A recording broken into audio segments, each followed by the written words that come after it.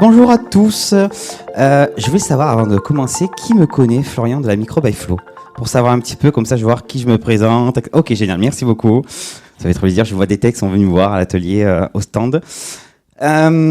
Donc, moi c'est Florian, vous allez entendre un petit accent du sud-ouest. Je viens d'Agen, Bruno d'Agen, ça vous va bien, dans le sud-ouest de la France, entre Bordeaux et Toulouse.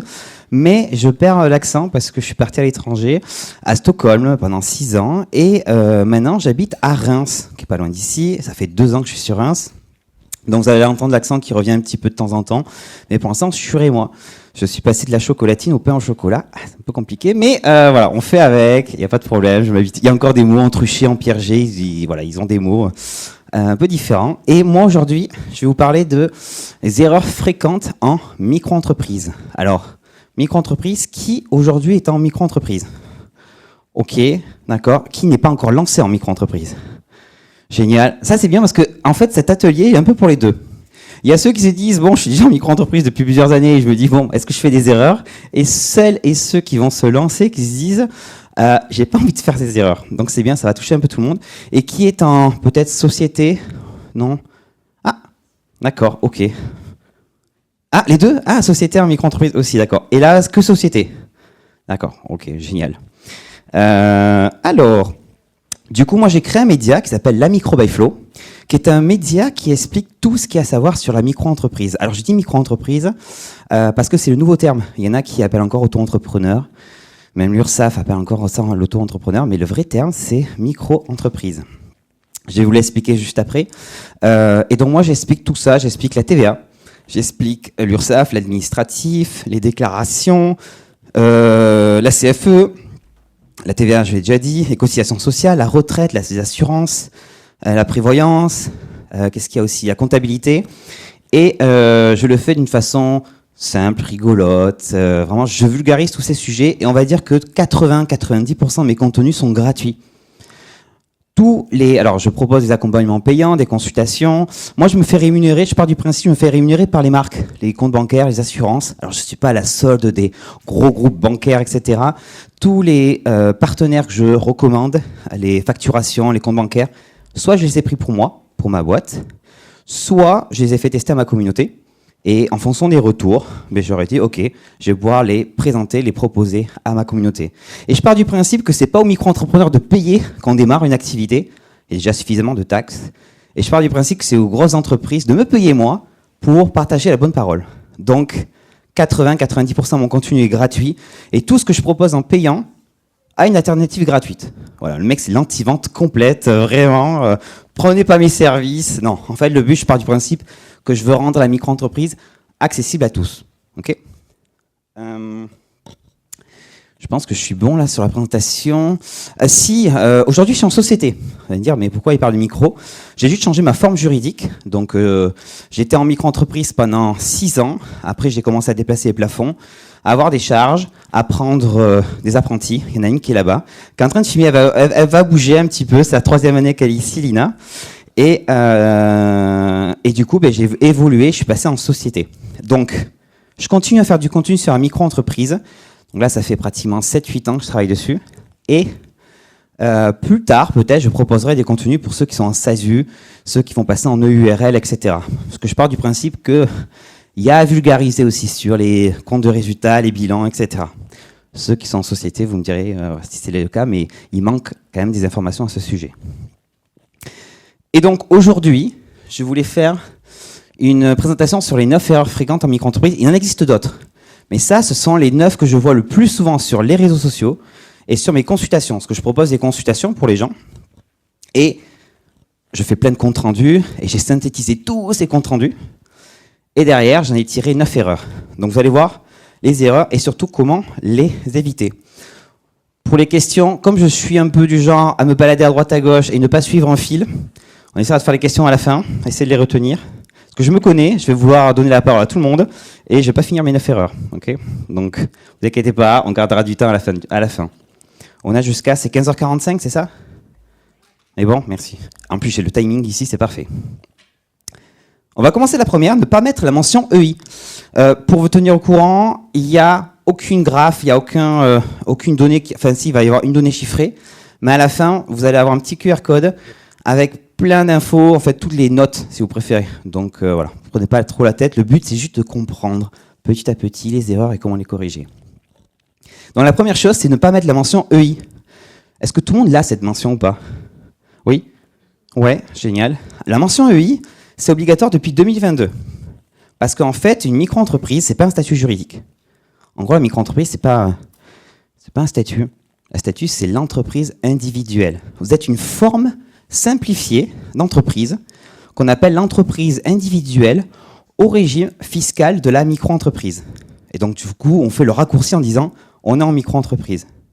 Donc, comme quand vous allez voir des entreprises qui ont marqué, je sais pas moi, Florian Charpentier, SARL, etc., eh bien, là, c'est pareil. Votre micro-entreprise s'appelle, ben là, dans le cas, Florian Charpentier EI, votre nom, votre prénom et la mention EI. Ou la mention EI avant, après, ou entrepreneur individuel.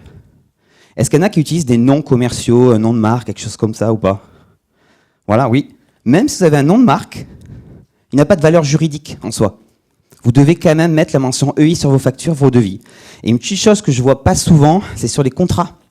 Les contrats de prestation de service, il y a des gens qui disent, tiens, je suis signé, entreprise, je sais pas, moi, je vais prendre l'exemple, Florian Charpentier, avec le sirène, machin chose, ça marche pas. Il faut vraiment Florian Charpentier EI.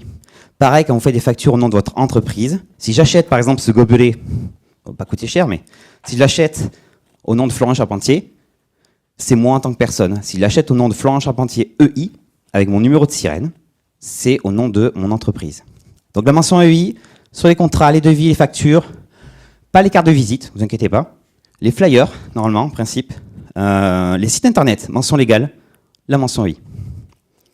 Il y en a qui faisaient l'erreur ou pas? Comme ça, on va regarder. Vous inquiétez pas, on va pas vous juger. Ah, il y avait une petite erreur, ok. Ben maintenant, du coup, vous ne ferez plus l'erreur.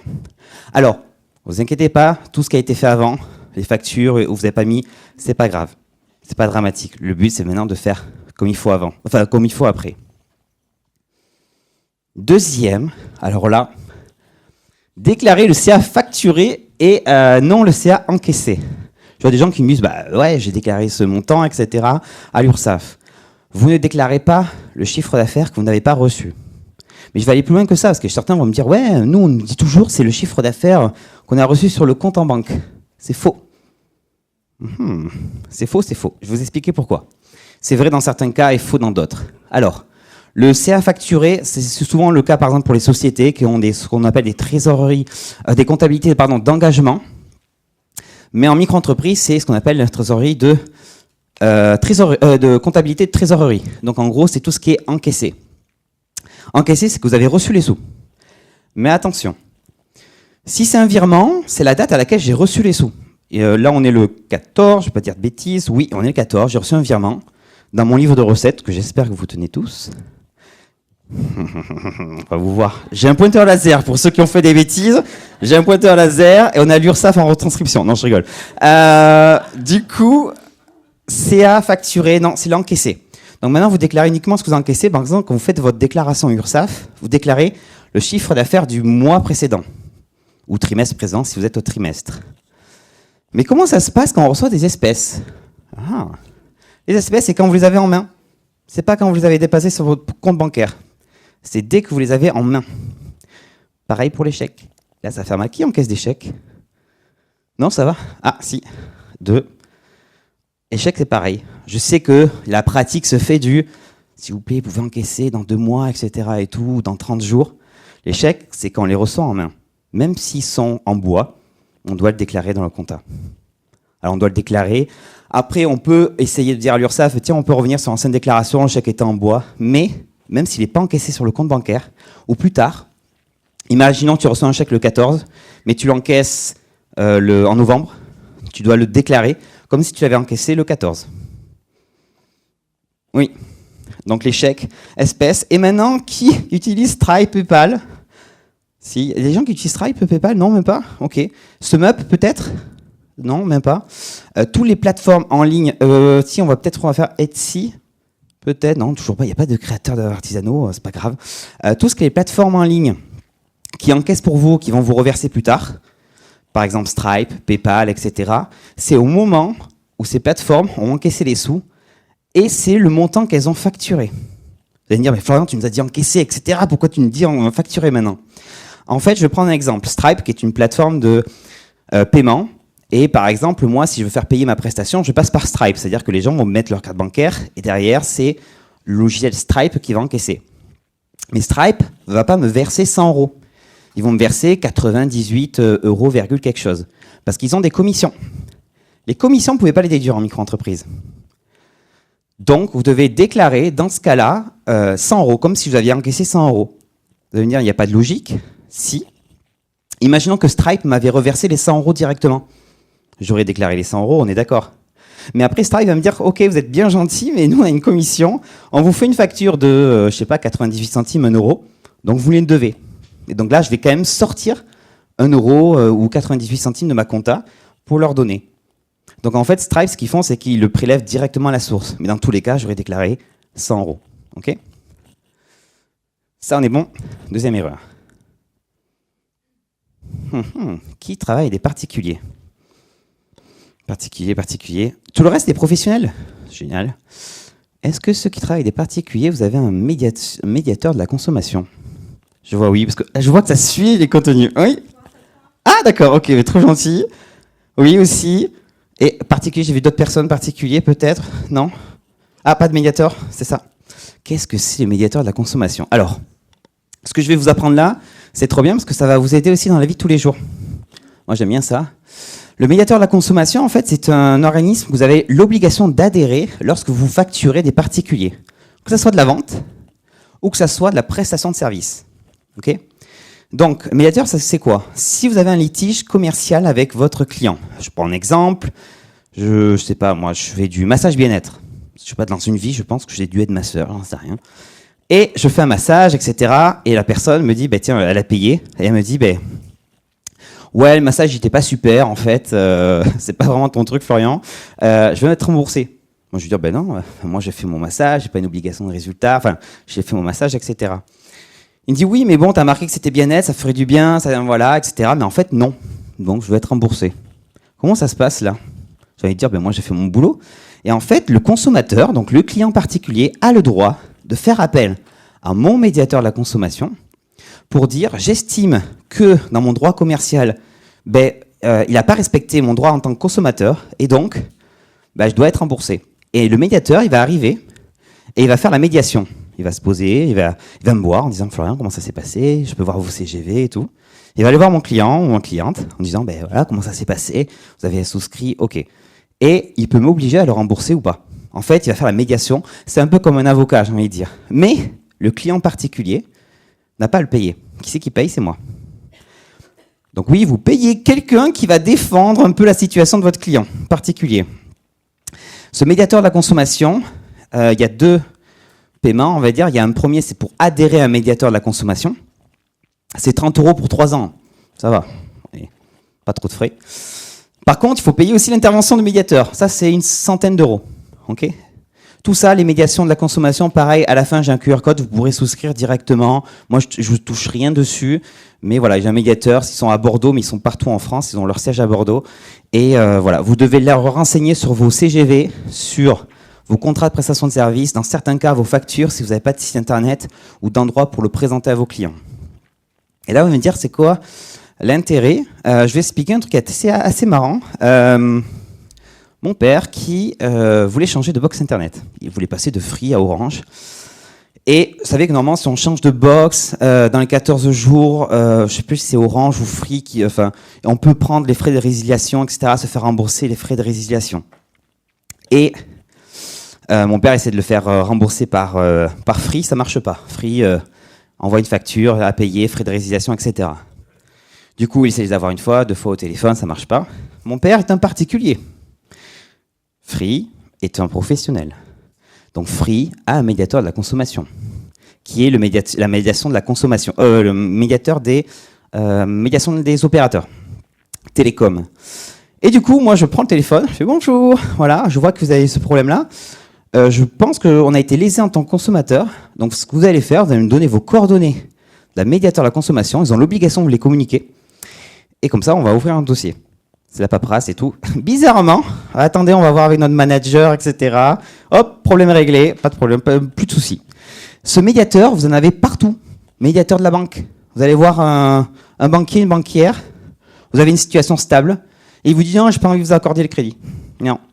Je sais pas, je sais même pour trouver un appartement, des fois on vous demande d'avoir un niveau de revenu, etc. Si vous avez les conditions et qu'ils vous disent non, il faut d'abord qu'il y ait un premier litige.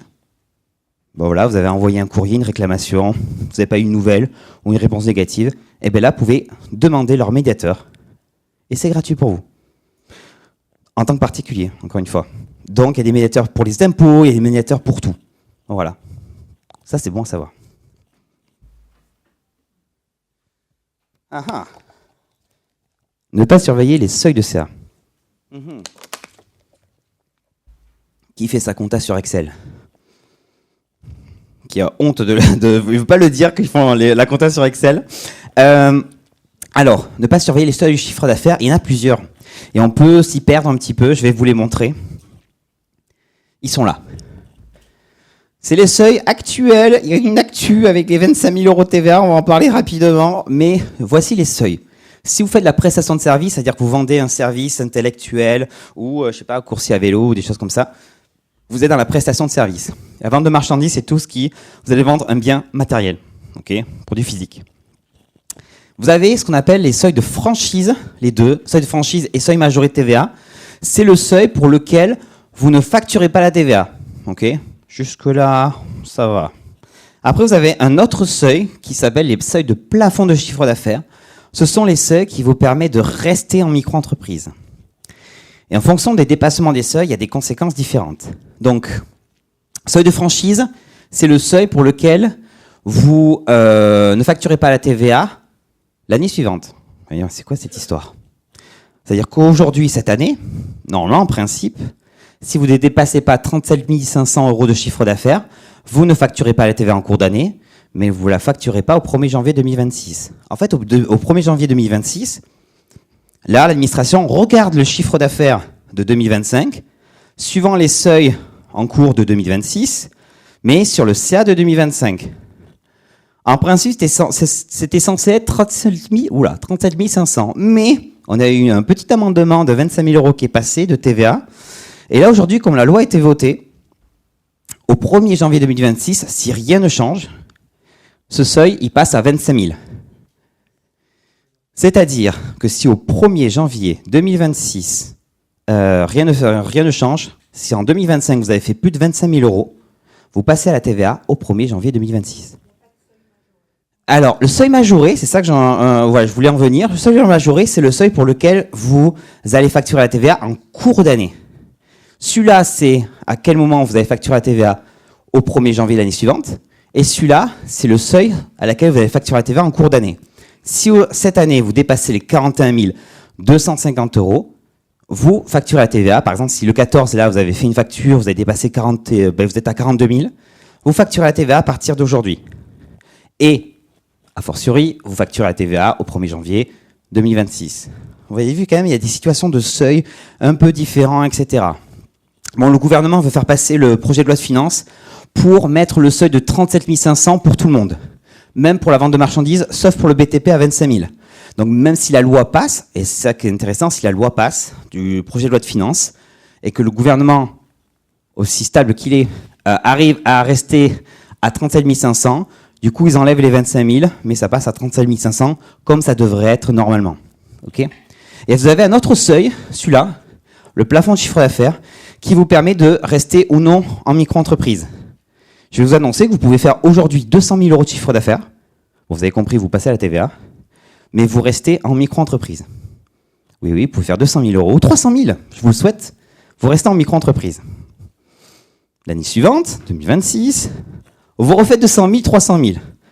Bon, vendez une formation pour savoir comment faire après 200 000, 300 000, parce que c'est intéressant, mais voilà, vous faites 200 000 2 années, vous restez 2025-2026 en micro-entreprise, c'est en 2027 où vous sortez de la micro-entreprise. Et quand je dis vous sortez, c'est pas l'administration qui va venir, allez hop, hop, on peut pas faire des bruits, non, on peut pas. Ok, j'aurais dû le préparer avant le petit bruit, ça aurait été marrant. C'est pas l'administration qui va venir vous voir, c'est à vous de le faire spontanément. Pareil pour la TVA. Moi, j'ai des gens qui reviennent vers moi en disant ça fait 6 mois, j'aurais dû passer à la TVA, l'administration m'a rien dit. C'est pas à l'administration de le dire. Ou alors, quand ils arrivent, c'est trop tard. Voilà, moi j'ai des gens qui ont des rattrapages sur 3 ans. Voilà, voilà, ça fait un peu mal. Donc ça, c'est pour ça que je dis surveillez vos seuils. Il existe des outils. Vous avez Abi, qui est très très bien, gratuit. A de BBY. Vous inquiétez pas, vous l'aurez dans le compte rendu à la fin. Vous avez Indie qui sont sur le salon. Abi, Indie sont sur le salon. Indie qui est très bien pour prestation de services intellectuels, BNC, etc. Je suis en train de perdre ma voix, moi.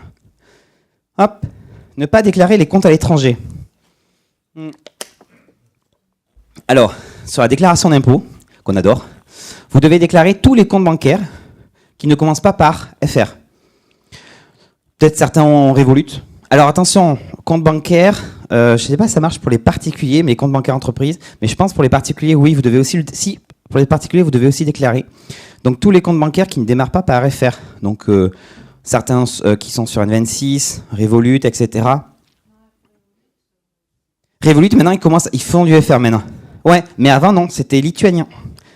Oui, mais il y a encore j'ai des gens qui sont encore en IBAN lituanien. Donc, voilà. PayPal et Stripe. PayPal, si vous êtes particulier, ça va. Si vous êtes professionnel, vous devez déclarer PayPal. Si vous faites plus de 10 000 € de vente de marchandises.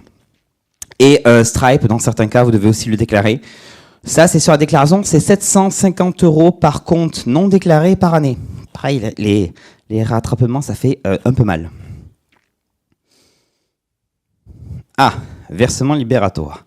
Qui sait ce que c'est, versement libératoire? Si.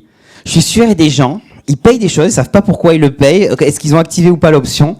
Si aujourd'hui, je vous demande, est-ce que vous avez activé l'option du versement libératoire, il y a des gens qui vont me dire, j'en sais rien.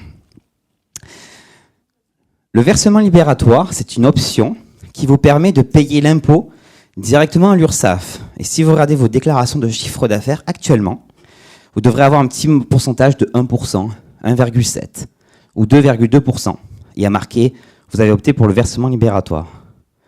Ça, vous me dites, un jour, je pense qu'on a dû vous dire, prends-le, c'est facile, au moins tu payes tout d'un coup, etc. Mais est-ce qu'on vous avait dit qu'il y avait une condition pour en bénéficier? Et que cette condition, il fallait la vérifier chaque année. Et oui, oui, oui. Alors, petit exercice. J'ai dit qu'il n'y aurait pas de graphe, mais il y a un peu... Ah, est-ce que je l'ai indiqué non, je ne l'ai pas indiqué. Je vais vous l'indiquer, le montant. Je vais aller sur un site que j'aime beaucoup. C'est un site tout en bleu qui s'appelle la Micro by Flow. Voilà. Comme ça. Mais vraiment, je ne sais pas pourquoi je tombe toujours sur ce site quand je cherche des infos. Et pour l'année 2026, il faut que votre revenu fiscal de référence ne dépasse pas 29 315. Alors, pour ceux qui ont le versement libératoire actuellement, ou ceux et celles qui vont créer leur micro-entreprise pour 2026, vérifiez une chose, vous prenez votre avis d'impôt, celui reçu en 2025, là, cette année, vous regardez sur le côté droit, vous avez le revenu fiscal de référence, juste en dessous des montants à payer, qu'on aime bien. Hein. Et en dessous, vous avez un nombre de parts, de 1, 2, 1,5, etc. Vous prenez le revenu fiscal de référence, vous le divisez, on fait des divisions, t'es pas prévu pour ça, vous le divisez par la racine carrée, non je rigole, vous divisez juste par le nombre de parts qui est indiqué, vous allez avoir un montant. Si ce montant est supérieur à 29 315, c'est bien ça, vous n'avez pas le droit au versement libératoire en 2026. Donc ceux qui l'ont ou qui voulaient l'opter pour 2026, vous regardez votre avis d'impôt 2025 qui concerne 2024. On prend le revenu fiscal de référence, on divise par le nombre de parts, on a un résultat, et là, je vérifie si j'avais le droit ou pas du versement libératoire. Et encore une fois, on va se poser la question mais oui, mais l'État, il ne nous dit pas ça, qu'on n'en a pas le droit. Si, vous le dit, mais 3 ans plus tard. L'État, côté impôt, ils ont droit à revenir 3 ans en arrière. Il y a un délai de prescription. Ça peut aller plus loin si on voit qu'il y a une fraude avérée. Mais du coup, moi j'ai des gens qui ont eu un rattrapage de 24 000 € d'impôts parce qu'ils avaient opté pour le versement libératoire. Je vais vous donner un exemple. C'est une personne qui avait un revenu fiscal de référence de 100 000 € pour 2 parts. Donc le conjoint gagnait bien sa vie. Et la conjointe, elle venait juste de créer une micro-entreprise. On lui a dit, prends le versement libératoire, au moins tu payes tes impôts directement. Elle a fait, bon, je prends 100 000, je divise par 2, 50 000, on est loin des 29 315. Et donc du coup, elle n'avait pas le droit au versement libératoire. Et l'État a attendu le dernier moment pour venir la voir. Pourquoi? Parce qu'en fait, ils se déplacent, ils se déplacent pour 3 années grand max plutôt qu'une année. Donc ça à vérifier. Et pour celles et ceux qui n'ont pas pris le versement libératoire, vérifiez est-ce que ça valait le coup de le prendre, de ne pas le prendre en fait. Parce qu'en fait, il y a des simulations à faire. Je vais prendre un exemple. Est-ce qu'il y en a aujourd'hui qui vendent tout ce qui est prestation de services, conseils, intellectuels, etc., le savoir, consultant, formateur? Ok. En gros, j'avais donné un nombre, c'est-à-dire que si aujourd'hui vous n'avez pas d'autres revenus, vous n'êtes pas salarié, etc., et tout, vous êtes tout seul dans votre foyer fiscal, c'était à partir de 30 000, 33 000 euros que ça devenait intéressant d'opter pour le versement libératoire. Parce que si vous le prenez et que vous ne faites pas beaucoup de chiffre d'affaires, vous dites à l'État, prends-moi 1,7, 2,2% de mon CA pour payer les impôts. Alors que pour 10 000 euros, vous n'êtes pas suffisamment imposable à l'État. Et vous ne pouvez pas demander à se faire rembourser en disant « Ah merde, si j'avais su !» J'ai assisté à la conférence de Florian trop tard. Voilà. Florian m'a dit... Et bien là, malheureusement, l'État va dire « Ben non, vous allez être libéré de l'impôt avec le versement libératoire, c'est trop tard. » Donc ça à vérifier. Encore une fois, j'ai fait des simulateurs gratuits pour vérifier si ça vaut le coup ou pas. Voilà. Comment il se rémunère celui-là? Alors, ne pas anticiper. Ça, c'est pour faire un peu la jonction, ne pas anticiper les acomptes mensuels des impôts. Ça, on oublie ceux qui ont le versement libératoire. Maintenant, je parle à ceux qui n'ont pas le versement libératoire. Du coup, il y a des gens qui ont un chiffre d'affaires qui peut évoluer. Avant, on disait on fait 1 000 euros, et puis au moment, vous avez un gros contrat qui arrive. Et vous avez votre chiffre d'affaires qui passe à peut-être 4 000 euros, 5 000 euros par mois. Et il y a des gens qui oublient de dire aux impôts à l'avance « Bonjour les impôts, je commence à faire du chiffre et je prévois de faire du chiffre. Est-ce que vous pouvez instaurer le prélèvement libératoire, enfin pas le prélèvement, le prélèvement à la source, en gros, me faire payer des impôts un peu en anticipation. » C'est-à-dire, mais quel intérêt? J'ai envie de vous dire, quand est-ce que les impôts sont au courant de votre chiffre d'affaires, d'après vous? Quand est-ce qu'ils sont au courant de votre chiffre d'affaires, les impôts? L'URSSAF, tous les mois, tous les trimestres, les impôts. Ah, année suivante, c'est ça. C'est pas comme quand on est patron, enfin on est salarié, notre patron, hop, et l'employeur envoie notre salaire, etc. Et en fait, quand on est en micro-entreprise, ils sont au courant qu'un an plus tard. Donc, imaginons que cette année, je fais que 10 000 euros. Là, en 2025, je fais 10 000 euros, pas suffisamment imposable. Qu'est-ce qui va se passer? Je passe en 2026 et là, j'ai un gros client. Et là, je commence vraiment à faire beaucoup de chiffre d'affaires, on va dire 30, 40, 50 000 euros. À l'année, hein, pas par mois. Là, ce qui va se passer, c'est que pendant toute l'année, je ne vais pas payer d'impôts. Parce que les impôts, ils se disent, mais nous, on vérifie, bon, on prend la dernière situation qu'on avait l'année dernière, et vous faites 10 000, etc., tant mieux, continuez. 2026, ils sont restés sur la base des 10 000. À quel moment on déclare le chiffre d'affaires 2026, du coup? En 2027. Du coup, 2027, on est en mai. Attends, je vous transporte dans le futur. Hein. On est en mai 2027, vous faites votre déclaration de revenus. Vous dites, j'ai fait une belle année, j'ai fait 50 000 euros de chiffre d'affaires. Oui, je sais, c'est horrible les impôts. Vous faites 50 000 euros de chiffre d'affaires, vous l'indiquez. Et en septembre, toc toc toc, hop, vous recevez votre avis d'impôt et là, boum, gros montant à payer. Parce que du coup, eux, ils n'étaient pas au courant que vous faisiez 50 000. Et double blessure, on va dire, pour pas être, comment on appelle ça, injurieux, pour pas être mal poli, c'est si vous êtes salarié. Parce que si vous êtes salarié, en plus de la micro-entreprise, vous avez un taux de prélèvement à la source. Mais ce taux-là, il est calculé sur tous les revenus du foyer. Donc, qu'est-ce qui se passe? Les impôts vont dire, OK, on n'était pas au courant que vous aviez vos revenus micro, donc on va vous les taxer. Mais en plus de ça, vos revenus salariés, vous avez taxé qu'à 1%, 2%, 3%.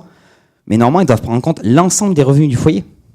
Donc, double régule sur la partie salariée. Et là, des fois, ça fait des gros montants à payer d'impôts. Donc, ce que vous pouvez faire, là, pareil, vous pouvez noter, en janvier 2026, ceux qui n'ont pas le versement libératoire et qui ne l'auront pas en 2026, vous allez sur le site des impôts, actualiser suite à la hausse ou une baisse de vos revenus, et vous pouvez indiquer en anticipation le chiffre d'affaires que vous allez faire pour 2026. Si vous êtes bon en 2027, vous n'aurez rien à payer de plus. Si vous êtes moins bon en termes d'estimatifs, ils vont vous rembourser. Et si vous avez fait plus de chiffre d'affaires, eh bien, ils vont vous faire payer que la différence. Pareil, j'ai fait une vidéo qui explique comment faire cette démarche. Sur YouTube, sur mon blog La Microbe et Flow. Ah, Pas tenir un livre de recettes. On va parler des choses qui fâchent. Le livre de recettes, c'est une obligation. C'est une obligation, voilà, c'est tout. Il faut le tenir. C'est un document obligatoire qui permet de dire combien j'ai encaissé au jour le jour. Vous devez avoir 6 colonnes sur ce livre de recettes. La date d'encaissement. T'as la chance, Lina, que je te fais pas faire les 6 colonnes, attention. La date d'encaissement, le nom du client, le montant encaissé, le type de paiement, est-ce que c'est espèce, virement, etc., le numéro de la facture et la désignation. Vente de produits, prestation de services, etc., etc. Ce livre de recettes, vous pouvez le tenir sur du papier. J'en vois un sur Amazon pour le moment. Vous pouvez le tenir sur un logiciel. Les fanas de Excel ou de Notion, vous pouvez le tenir. Notion, je ne sais pas comment les gens le disent. Ou un outil. Abby et Indy permettent de le tenir. C'est obligatoire de le tenir. Très très important. Alors, comme vous êtes là, je vais vous annoncer un petit truc, c'est obligatoire. Mais attention à ce que je vais vous dire. J'aime bien donner des petites exclus. Aujourd'hui, dans la loi, il n'y a pas de mention d'amende si on ne le tient pas. Oui. C'est-à-dire qu'aujourd'hui, on vous dit, c'est obligatoire d'avoir un livre de recettes, mais si vous avez un contrôle, ils ne peuvent rien vous dire. À part, c'est obligatoire. Ils ne peuvent pas vous mettre d'amende. La seule amende qu'ils peuvent vous donner, c'est si vous avez tenu un livre de recettes et que vous l'avez trafiqué pour obtenir un crédit ou quelque chose comme ça. Voilà, ça c'est la petite exclu bonus qu'on voit pas partout. Mais c'est pas pour ça qu'il faut pas le tenir. Attention, hein, voilà les gens. Florian il m'a dit que j'aurais pas d'amende, etc. Non, il faut quand même en tenir un. Il y a des outils gratuits pour pouvoir le faire, donc vraiment, Abby, Indy, comme je vous dis, ils sont très très bien. Ah, les mentions légales sur les factures. Il y en existe, alors je n'ai pas voulu les afficher, ça va vous faire mal aux yeux. Il y en a 14 minimum, ça peut monter jusqu'à 21 mentions légales. Donc les gens, les aficionados, Canva, etc. J'ai une cliente que j'ai eue il y a 2-3 jours. Et je lui dis, ouais, je lui donne plein d'idées logicielles par rapport à sa situation, etc. Et ce matin, je reçois un email. Florian, je veux savoir, mention légale, est-ce que je dois mettre le code APE? Je lui dis, mais tu n'utilises pas un logiciel? Elle fait, non, j'utilise Word pour faire les factures. J'avais vu tout un compte rendu, etc. Super complet avec des logiciels pour elle. Et non, elle utilise Word. Je pense que le pire que j'ai eu, c'est InDesign pour faire une facture. Canva, ouais. Excel aussi, un petit peu de temps en temps. Qu'est-ce que j'ai eu? Non, j'ai pas eu Paint encore, mais ouais. Là, je pense que j'arrête le micro. Il y a les facturiers. Je sais qu'il y a des gens qui utilisent un peu les factures et papier. Bon, why not? Pourquoi pas? Les mentions légales, je vais vous dire 2-3 mentions légales qu'on oublie souvent. La mention EI. Il vous manque aussi souvent l'indemnité de frais de recouvrement de 40 € et pénalité de retard quand vous facturez des professionnels. Obligatoire. Indiqué. Et ça, c'est les indiqués, c'est pas pour rien. Moi, j'ai des gens qui me disent, ouais, mes clients, ils me payent en retard, etc. Moi, ça m'est déjà arrivé, hein. Un client qui paye en retard, c'est, hop, facture avec les 40 € de frais de recouvrement, ils servent à ça, hein. Plus les pénalités de retard. Des fois, ça calme certains clients. Ok. Une troisième mention qui est souvent oubliée, c'est le type de vente. Est-ce que c'est une vente de produit, une prestation de service? Ça arrive. Alors, pour l'instant, c'est toléré de ne pas la mettre, mais ça va arriver à la facturation électronique. On va en parler après un petit peu. Il faut dire sur votre facture, est-ce que c'est opération mixte vente-service? Ou alors, juste, vous dites, tiens, en dessous de la ligne de désignation de votre produit, prestation de service ou alors vente de marchandises. Il faut le préciser. Vente de biens, je pense qu'ils appellent ça comme ça. Qu'est-ce qu'il y a comme mention légale que je vois souvent oublier? Quand vous facturez des professionnels, donnez leur numéro de sirène ou de sirette, très important. Voilà. Et votre mention EI, bien sûr, si vous pouvez. Et l'article 293B du CGI, si vous ne facturez pas la TVA. Certains qui font se dire, vous pensez les mentions, c'est bon pour tout le monde, les mentions? Non? Ah oui. Tu avais oublié laquelle, toi? La TVA? Ah oui. Si vous ne facturez pas la TVA, vous avez une mention. Et pour celles et ceux qui sont formateurs, qui facturent à l'étranger, etc., vous avez aussi des mentions de TVA très spécifiques. Dès lors qu'il n'y a pas de TVA, il doit y avoir une mention sur la facture. Pourquoi il n'y a pas de TVA? L'État, il veut comprendre. D'ailleurs, je regarde en fonction du temps. C'est jusqu'à 16h, on est d'accord, hein? Moi, je respecte pas les timings, donc je me dis bon. Parce que moi, j'ai envie de vous parler. Je pourrais vous parler pendant 2-3 heures comme ça. On se poserait, on pourrait parler de tout. Mais parce que je vais après faire un petit laïus sur la facturation électronique, parce que c'est un grand sujet qui arrive, et je pense que ça inquiète certains d'entre vous. Donc, on pourra en parler si vous avez des questions à la fin. Mais voilà, on a des questions. Je réponds aux questions. C'est parfait, mais franchement, je suis pas mal. Est-ce qu'il y a des questions du coup? Oui. Oui. Oui. Ah, l'acre. Ah. Ah. Alors ça va être... Je vais donner 2 infos. Une info pour celles et ceux qui n'ont pas encore créé leur micro-entreprise, pour leur dire quel est le meilleur moment pour la créer, en fonction de l'ACRE. Et une deuxième info pour les gens qui ont déjà eu l'ACRE et qui voudraient en rebénéficier. Oh, voilà, ça intéresse. C'est intéressant là, attention. Alors, enregistrez pas parce que l'URSSAF, ils n'aiment pas trop que je donne ce genre d'infos. Donc voilà, mais vous êtes venus, donc moi je suis généreux avec vous. Du coup, la première info, c'est pour ceux qui veulent... Ah, il y a une petite... Non, c'est bon? Ok. Ah ben on est sur les questions. On a 5 minutes. Ah ok, d'accord. Je pensais que c'était jusqu'à 16h. Non? Ok.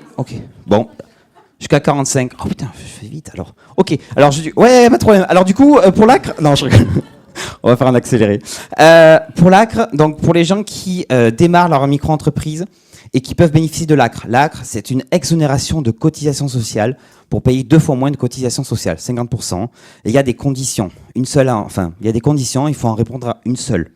Soit être indemnisé par Pôle emploi, soit avoir moins de 30 ans, être non indemnisé, ou juste avoir moins de 26 ans, super les jeunes, etc., etc. Ok ? Mais c'est que pour 4 trimestres civils. Il y a beaucoup de gens qui disent oui, c'est 1 an. Non, c'est pas 1 an. C'est 4 trimestres civils, dont le trimestre de début d'activité. Voilà, la phrase est longue. Ça veut dire quoi? Là, on est en octobre. Octobre, on est à la fin du trimestre civil de cette année. Si je démarre ma micro-entreprise le 14, j'ai le droit à l'ACRE pendant 4 trimestres, dont le trimestre actuel. Ça fait 12 mois complets. Si je me dis, tiens, on est le 25 décembre, super jour pour créer une micro-entreprise. Créez pas votre micro en fin d'année. Pareil, j'en ai fait un article pourquoi du comment. Créez jamais une micro en fin d'année. Début d'année, vaut mieux. 1er janvier ou 2 janvier, encore mieux. C'est le mieux. Du coup, qu'est-ce que vous faites? Le 25, vous dites, c'est Noël, je me crée une micro-entreprise, c'est gratuit, c'est génial, je vais me faire plaisir. Eh bien, vous demandez l'ACRE. Et du coup, vous avez le droit à l'ACRE. Trimestre civil en cours. Il reste quoi? 6 jours? Voilà. Plus 3 autres trimestres. Ça fait 9 mois et 6 jours d'ACRE. D'où de fait de démarrer, date de début d'activité de la micro-entreprise, en début de trimestre civil, janvier, avril, mai, juin, juillet et octobre. Ok? Deuxième info maintenant pour ceux qui ont l'ACRE, et là vous l'attendez, pour ceux qui ont l'ACRE et qui veulent en rebénéficier, vous pouvez le faire si vous n'avez pas bénéficié dans les 3 dernières années. Voilà, il ne faut pas que vous ayez déjà eu bénéfice de l'ACRE les 3 dernières années. Et il faut être dans une situation de recréation d'entreprise et une nouvelle activité. Alors, ça ne va pas concerner tout le monde. Ça, je vais en parler après. Ça ne va pas concerner tout le monde, mais je prends un exemple. J'ai quelqu'un qui fait la prestation de service. Je fais du massage. On va prendre l'exemple. Je fais du massage. Je me suis reconverti, ou je vais me reconvertir. Je vais faire de développement web. Du coup, si je n'ai pas eu l'ACRE ces 3 dernières années, je peux fermer ma micro-entreprise un jour, la réouvrir le lendemain, et dire, je vais faire du développement. Donc, nouveau code APE, je fais une demande d'ACRE, j'ai l'ACRE. Voilà, je l'ai déjà fait pour plein de clients. Il ne faut pas tricher, il ne faut pas mentir sur le code APE, il ne faut pas mentir sur l'activité, mais c'est possible. Donc, pour les gens, notre astuce, pour les gens qui ont 2 activités, activité principale, activité secondaire, vous savez que 2 activités un peu différentes. Si votre chiffre d'affaires, normalement, il faut que votre chiffre d'affaires, la seconde activité soit un peu plus haut. Vous fermez votre micro-entreprise, vous la réouvrez et vous mettez la secondaire en principale. Pareil, vous aurez un nouveau code APE. Attention, il ne faut pas le faire tout le temps. Dans certains cas, ça ne vaut pas trop le coup. Okay, pareil, j'en parle sur mon site. Je vous ai fait un QR code pour me dépêcher. On est bon? Il reste combien? 4 minutes. Oh, c'est génial. Je me mets devant pour... Non, je rigole. Alors, ce QR code... Attendez, parce que je vous ai même pas dit, peut-être... je suis en train de récupérer votre RIB, là. Non, ce QR code amène sur un truc qui s'appelle Checkup Micro. Tout ce que je vous ai dit là, vous le recevez par email, alors pas tout d'un coup, hein, mais c'est une série d'emails de 7-8 jours, avec un court email chaque jour, pour vous dire quelle est l'erreur, qu'est-ce que vous pouvez vérifier, les montants, etc., et comment vous pouvez le corriger. Il y a toujours un petit article de blog. Il y a certains qui avaient déjà utilisé Check a Micro ou pas, qui avaient suivi. Ouais, c'était bien. Ben voilà, tu vois, merci. Elles n'ont pas été payées. Donc voilà, à partir de là, vous n'êtes pas obligé de vous inscrire à newsletter, je ne vais pas vous spammer, vous pouvez juste vous inscrire à ça. Pendant 7 jours, vous recevez des emails de moi et après, plus rien. Voilà, si vous voulez pas, mais vous ne recevez plus rien.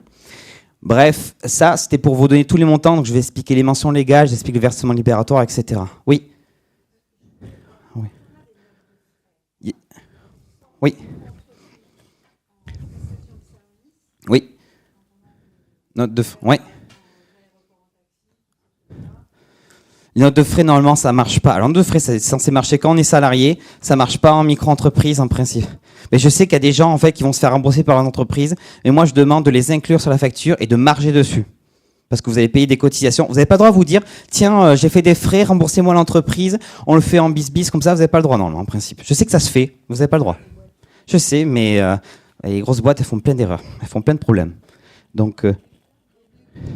Alors, les débourses, pareil, c'est un autre sujet, ça va être un peu long. J'avais fait un article. Les débourses, c'est une autre façon de faire, mais il faut faire signer un mandat par un client, etc. Il faut faire signer un genre de contrat au client pour chaque des frais qu'on fait. Il y avait une question là, je pense. Oui. Oui. Oui, il y a un prorata, exactement. C'est pour ça que je ne recommande pas de le faire en fin d'année. Je vous prends un exemple. Si vous créez votre micro-entreprise en cours d'année, milieu d'année ou fin d'année, les seuils que je vous ai donnés sont proratisés. Je prends un exemple. Si vous démarrez en décembre votre activité, ben vous prenez en gros votre 37 500, vous divisez par 12, ça vous fait un montant, etc. C'est le montant à ne pas dépasser pour ne pas passer la TVA au 1er janvier. Encaissé. Encaissé, toujours encaissé. Ah ben, tant que vous n'avez pas reçu le paiement, même si le paiement il se fait après en janvier de l'année suivante, c'est pas pris en compte pour 2025. Oui, si tu as facturé par exemple le 15 décembre, mais que tu le reçois le 15 janvier, ce chiffre d'affaires-là, il n'est pas pris en compte pour 2025. Il est pris en compte pour les nouveaux plafonds de 2026. Pour la TVA, c'est pareil. Ouais. Ah, super. Super. Merci. Pardon, moi, j'ai pas compris. Par exemple, je vais faire une prestation à la Cano, j'ai 500 balles de train. Moi, je veux pas payer l'URSSAF sur mes 500 balles. Donc, comment je... Oui, mais je sais ça. Alors, j'ai fait tout un article complet sur les frais de déplacement parce que c'est vrai que c'est un sujet qui revient souvent. En micro-entreprise, vous êtes toujours taxé sur le chiffre d'affaires, l'URSSAF ou les impôts, moins l'abattement forfaitaire. Vous avez 34, 50 ou 71% d'abattement. Ils sont censés à prendre en compte ces frais professionnels. C'est comme quand vous êtes salarié avec l'abattement de 10% ou les frais réels que vous pouvez faire, les indemnités kilométriques. Alors, pour te répondre, les 500 €, tu peux pas dire, ben tiens, si tu te fais rembourser de 500 € directement, en fait, ça, normalement, t'as pas vraiment trop le droit. Ou alors, ce que tu fais, même si tu mets sur ta facture, moi, je demanderais de charger un petit peu plus en disant, mais moi, j'ai eu 500 € de frais, mais en fait, du coup, je vais mettre 550 ou 600 pour combler avec l'URSSAF, etc. Ou alors, tu fais en frais de débours, mais ça marche pas tout le temps, les frais de débours. Frais de débours, en gros, c'est quand tu vas prendre surtout un bien. Imaginons ce micro-là. J'ai mon client qui voudrait, je sais pas, ce micro-là. Soit c'est le client qui l'achète, soit c'est moi qui vais l'acheter au nom du client, mais moi, je vais pas marger dessus. C'est-à-dire que je vais pas faire des sous dessus. Donc, ce micro, il a coûté 500 €, par exemple. Je vais lui facturer 500 €. Dans ce cas-là, ça peut être des frais de débours si j'ai fait signer un mandat à mon client en disant « Je vais avancer 500 € pour vous, pour acheter ce micro, est-ce que c'est d'accord ?» Et quand je vais acheter ce micro, je vais demander à l'entreprise qui me l'a vendu de faire une facture au nom de mon client. Et à mon client, je vais lui donner ma facture et la facture de ce micro. Voilà. Mais voilà, j'en ai fait une vidéo un peu plus... parce qu'il y a beaucoup... Les frais de débours, ça marche pas, par exemple, pour les déplacements. Parce qu'on va dire que c'est pas le client qui se déplace. C'est pas un truc que vous cédez pour le client. Mais je sais que ça se fait souvent, oui. Oui. Ah non, oui. Alors, ce que tu peux faire, c'est contacter l'URSSAF pour leur dire, tiens, je me suis trompé sur l'année en cours, etc. Après, j'ai envie de te dire, dans tous les cas, si à partir de maintenant, tu fais attention sur le encaissé, dans tous les cas, tu vas le rectifier l'erreur parce que tu as juste un petit décalage de mois ou peut-être 2 mois. Donc, à partir de maintenant, tu fais attention que sur le encaissé. Dans tous les cas, l'URSSAF, ils ont les sous. à la fin. Ouais. C'est ça, exactement. Bonjour. Ah, 1 minute. Dernière question. Oui. Alors, c'est pour la récupération de la TVA. Oui. Par exemple, le mois de février, je gagne 2000 € et j'achète l'imprimante. Donc, du coup, après, je peux détacher la TVA par rapport à la chiffre d'affaires. Oui. Par contre, on est le mois de mars, par exemple. Oui. Je n'ai fait rien de SIA, mais j'achète un ordi. Est-ce que tu peux récupérer Dans ce cas, comment il y a déjà de la TVA du mois de février, est-ce que je peux utiliser la compte, disons, de la TVA, ou sinon c'est niet? Voilà. Eh bien, c'est oui. Alors, j'ai fait 2 ateliers sur la TVA, une à midi et un l'année dernière, le mois. Oh là là, j'y arrivais hier. Tu peux. En fait, en cours de mois, si vous facturez la TVA, vous pouvez la récupérer. Et imaginez en cours de mois, tu n'as pas facturé la TVA, mais tu souhaites la récupérer par exemple sur le micro. Tu peux. Tu le dis sur la ligne 20 autres biens et services. Ça va te mettre un crédit de TVA en disant vous avez 50 € de côté de crédit TVA et la déclaration de TVA suivante. Tu peux dire je reporte ce crédit sur la TVA que je vous dois. Donc c'est possible.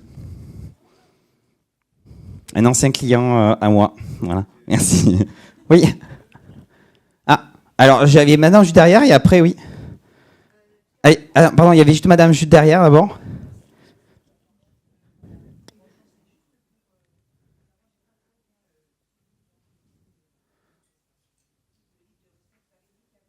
Six colonnes. Oui. Ah, pour donner les noms des colonnes? Ah, date d'encaissement, le nom du client, le montant, le type de prestation, si c'est la vente ou prestation de service, le moyen de paiement et le numéro de facture. Je vous ai dit les 6. On est bon. Je prends la dernière question. Après, ce que je fais, c'est que je reste sur le stand Freelance à la une, donc vous pourrez me poser les questions comme vous voulez dessus. Ouais. Oui. Super question. Les acomptes. Facture d'acompte. Dès que vous demandez un acompte, imaginons que je vais faire une facture globale de 2000 €, mais mon client veut payer en 3 fois. Première facture d'acompte, c'est dû encaisser au moment quand vous le tombez, et donc du coup, vous faites une facture pour chaque acompte que vous allez recevoir. Ok, et c'est du chiffre d'affaires encaissé. Faut pas attendre la dernière facture pour dire c'est bon, j'ai tout encaissé. Non, une facture par encaissement. Allez, petite dernière, vraiment.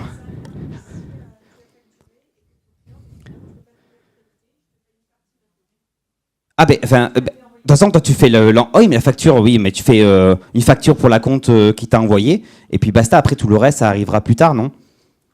Ou alors peut-être j'ai pas compris l'exemple. Global? Oui. Ah, bonne question. Ah ouais, ok.